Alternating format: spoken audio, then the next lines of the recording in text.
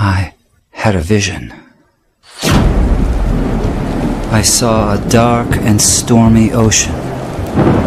In that ocean, I thought I saw multitudes of poor human beings plunging and floating and shouting and shrieking, cursing and struggling and drowning. And out of this dark, angry ocean, I saw a mighty rock that rose up with its summit towering high above the stormy seas. And all round the base of the rock, I saw a vast platform. And on this platform I saw with delight a number of the poor wretches continually climbing out of the angry ocean. And I saw that some of those who were already safe on the platform were fervently helping the poor creatures still in the angry waters to reach safety. But something puzzled me. Although they had all been rescued at one time or another from the ocean, nearly everyone seemed to have forgotten all about it. Anyway, the memory of its darkness and danger no longer troubled them.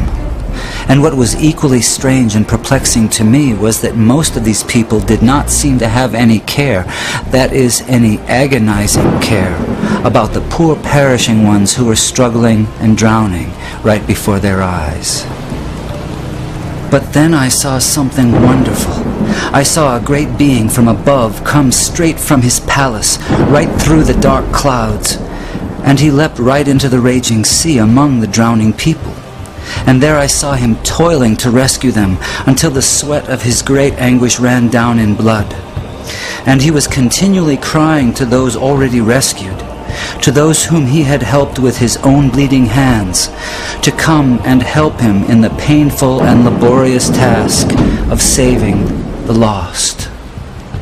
But the strangest thing of all was that those on the platform to whom he called were so taken up with their trades and professions and money-saving and pleasures and families and community and gatherings and religions and arguments about it that they did not respond to the cry that came to them from this wonderful being who had himself by his Spirit gone down into the sea. And so the multitude went on struggling and shrieking and drowning in the darkness. And then I saw something that seemed stranger than anything that had happened before in this very strange vision. Those whom this wonderful being cried out to come and help him in his difficult task were always praying and crying to him to come to them. Some wanted him to come and stay with them and spend his time and strength in making them happier. Others wanted him to come and take away various doubts and misgivings they had concerning the truth of some letters which he had written them. Others wanted him to come and make them feel more secure on the rock, so secure that they would be totally sure they would never slip off again. They used to meet and get as close to the rock as they could, and looking towards the mainland where they thought the great being was, they would cry out, "Come to us, come and help us." But all this time, he was down among the poor drowning creatures, crying to them in a hoarse voice, "Come to me, come and help me."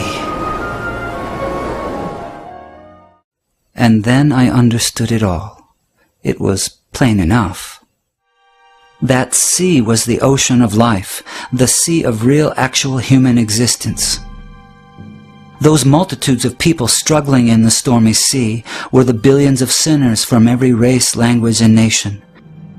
That great sheltering rock was Calvary, the place of the cross, and the people on it were those who had been rescued from sin and hell and who professed to be followers of Jesus Christ. That mighty being who called to them from the tempest was the Son of God, the same yesterday, today, and forever, who is still struggling to save the dying multitudes about us from this terrible doom of damnation, and whose voice can be heard above the music and machinery and noise of life, calling on the rescued to come and help him save the world. My friends in Christ, you are rescued from the waters. You are on the rock. Jesus is in the dark sea, calling on you to come and help him. Will you go?